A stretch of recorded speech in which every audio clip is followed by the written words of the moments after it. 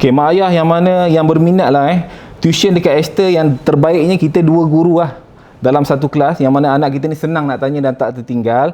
Hari ni saya nak tunjuk macam mana cara nak daftar. Okey, bila tuan-puan dah baca semua website kat sini kan, dah tahu arrangement guru 1, guru 2, dah tahu kita ni fokus dekat soalan exam base, okey, dah faham tentang kelas kita semua kan.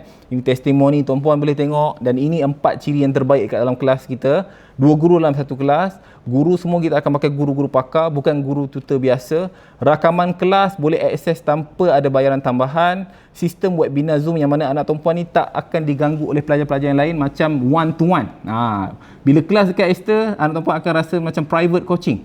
Okay, so tuan-puan pun dah jelas semua. So cara dia boleh tengok jadual. Contoh anak tuan-puan ni darjah 5, boleh tengok jadual kat sini. So kalau anak tuan-puan tingkatan 4, boleh tengok jadual kat sini. So semua jadual kita dah sediakan. Ini program tambahan Dr. Syukri, dan ini barisan tenaga pengajar kita. Tuan-puan boleh tengok ni. Setiap satu ni kita dah letak dah dia punya latar belakang pendidikan dia supaya tuan-puan jelas. Ini adalah guru anak-anak tuan-puan. So bila tuan-puan nak daftar, tuan-puan tekan daftar sekarang ni. Okey.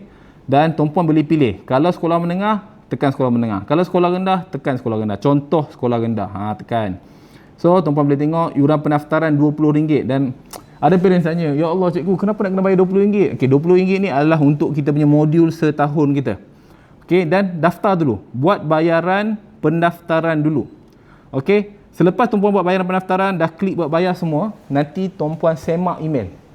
Dekat email akan ada satu link untuk tuan-puan buat bayaran bulanan. Lepas tu terus boleh masuk kelas. Very easy. Step nak join online class dekat Esther. Okey, anda kata tuan-tuan tak faham juga, takut dan masih tertanya-tanya, ada soalan lagi, mungkin info kita letak dekat website tak cukup, tuan-puan boleh pergi ke sini.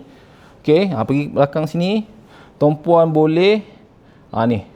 Boleh bercakap dengan perunding akademik kami, boleh WhatsApp dekat sini. So, berbaloi, siapa yang nak anaknya dididik oleh STDU, welcome. InsyaAllah kita bagi yang terbaik untuk naikkan markah akademik anak-anak tuan-puan. So, klik di bawah dan bercakap dengan perunding akademik kami.